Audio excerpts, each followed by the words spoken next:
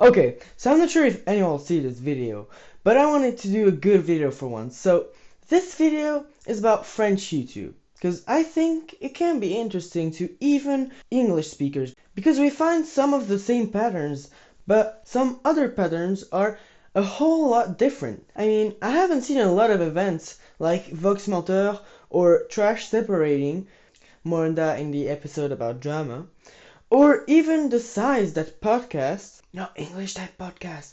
French podcast is a video where you talk in front of the camera, often beginning by, I don't know if you've noticed, and there's a lot going on that side of YouTube too. Or even the latency in relative size, which is normal, but is kinda interesting.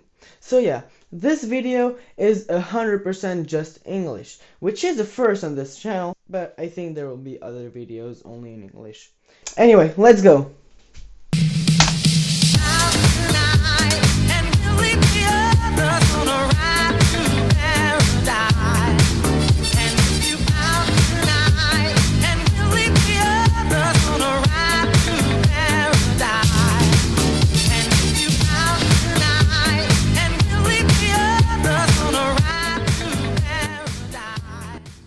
Okay, so to start off this series, I think the most important thing to start off and to get an idea of what's French YouTube is to first get a look at the biggest of the biggest from the beginning to the end. Like in 2010, who was the biggest?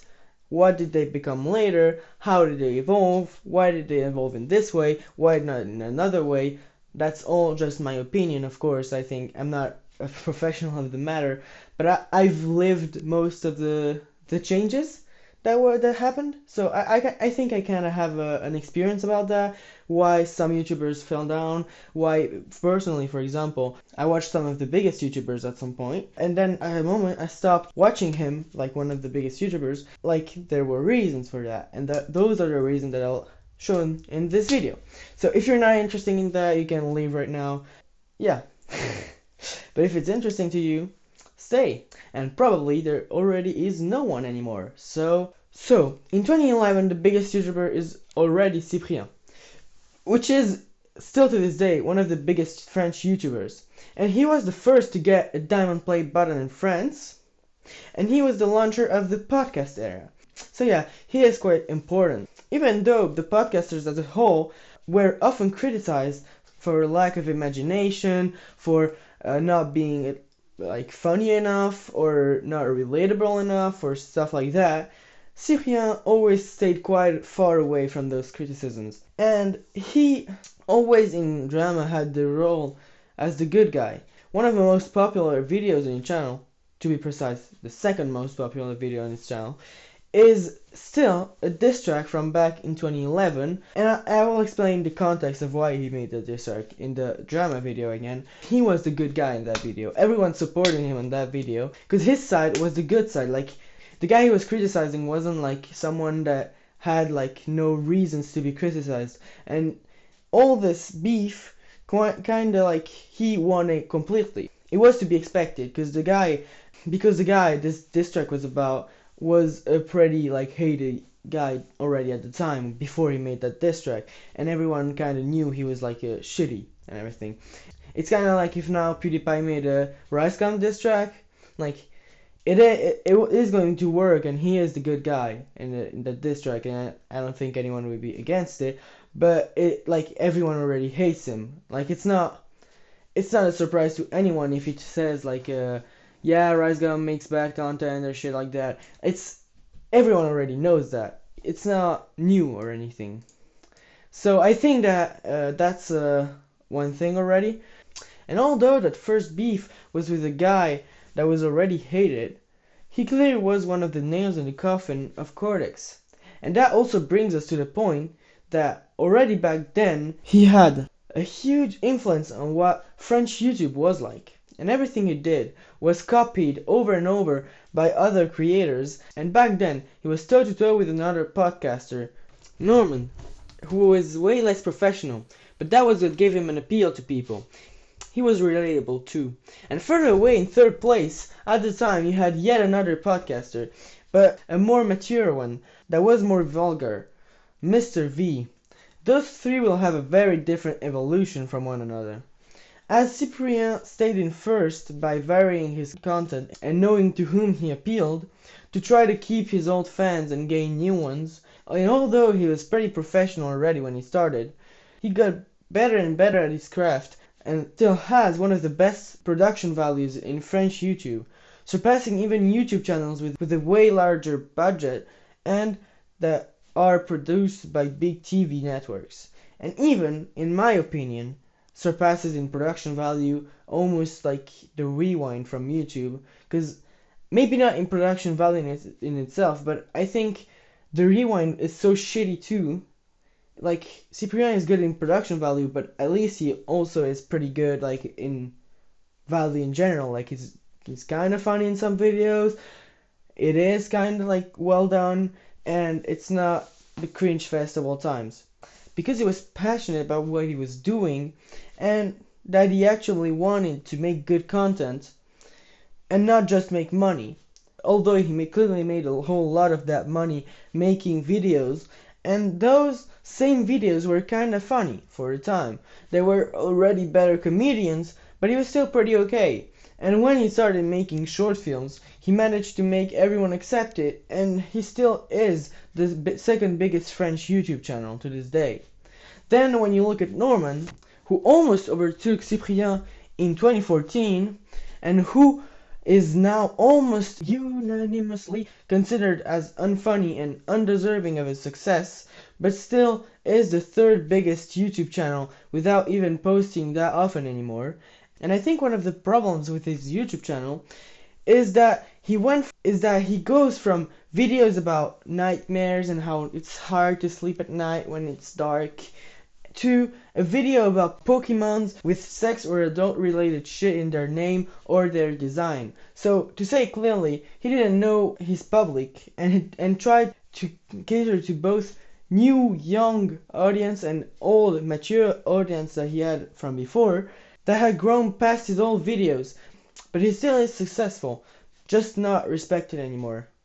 And then you look at Mr. V, who was the third at the beginning and who now isn't that big anymore. I mean, it still is more successful than I or you will ever be, but he still ended up being way less successful than Cyprien and Norman, still managing 5 million subscribers, and has now, aside of his YouTube channel, a very successful music career. So, what's the factor that differentiated them from one another? Well, in my opinion, these three are three sides of the same coin. I know it doesn't really work, but hear me out. I think that there is Norman, which started as a very child-friendly YouTuber. Then you have Mr. V, who started as a more mature YouTuber. And then you had Cyprien, who started as a middle ground. So, the sliver of the coin. Yes, I'll continue on with this metaphor, and I don't care what your opinion of it is. Which means he wasn't too child-friendly. Neither did he make content that was too mature, which gave him the opportunity to get both audiences watching his videos. So, to analyze deeper what happened, you can say that for Norman, his old audience outgrew his content, so he had to be more mature. But at the same time, children were the ones that his humor pleased at the beginning. Children were the ones that he was most used to please. Okay. But at the same time, children were the ones that were interested by his old content on YouTube. So he was stuck trying to get through the coin and forgot that he had no respect from the already existing edgy community of French YouTube. Il nous dit Norman, c'est comme notre papa. Ah ben putain, c'est pas si triste d'être orphelin. 1, 2, 3, vive à l'orphelinat. And on the other side, the parents didn't want their children to see light, edgy content that he was uploading. So he was not accepted on either side from now on. And now again, I'm not a professional of YouTube, but that's the impression that it gave me when it was happening, and afterwards, that's what it gives me as an impression when you look at how he evolved and what videos he did. And now, not only the edgy side of YouTube hated him, but the commentary side of French YouTube too in general, with videos like Mes chers non-abonnements, Norman, or in English, My dear unsubscribings, Norman, or Norman l'analyse non constructive, or in English, Norman the unconstructive analysis. And also, he has been accused of sexually abusing minor girls last year during a similar event to #MeToo, but with only French YouTubers that was more focused on minors than just rape. Although there wasn't so much proof, contrary to other falsely accused YouTubers during that event, he didn't deny accusation and didn't bring any proof of his own that he wasn't guilty. So, that was the last nail in his coffin in my opinion. I mean, not really, because he still is pretty popular and still gets like subscribers and views, but he lost all respect from the community itself. And lastly, how did Mr. V evolve over time? Well, in 2013, he was overtaken as the third biggest YouTuber in France by a prank YouTuber. A good one. Yes, a good prank YouTuber. I'll talk about him in another video. His growth slowed down and his upload schedule too. When he started his latest quote-unquote series, there are only 2 episodes, so I don't know if you can really call it a series, Rap vs. Reality, his growth augmented really fast, but his upload schedule didn't. Also, for each episode, he puts out a new album that is generally appreciated, and he, I think, is the most respected of the 3 in the community in general. To finish off this video about the most popular YouTubers, I have to talk about the most popular now. Squeezie. Squeezie is the PewDiePie of French YouTube. He started off on Call of Duty in 2010, so just like PewDiePie, but he didn't continue to go on only horror games, contrary to PewDiePie, and stayed in pretty basic gameplay games around on one-time videos. And around February 2019, he stopped all kinds of games on his main YouTube channel and started doing what PewDiePie does now, videos like subreddits, etc. And he recently, in end 2019, overtook Cyprien. And at that moment was going on the T-Series versus PewDiePie thing. And Cyprien and Squeezie memed that battle at the end, at the moment where Squeezie was about to overtake Cyprien. But at the end of that battle, they promoted PewDiePie and the battle that was going on.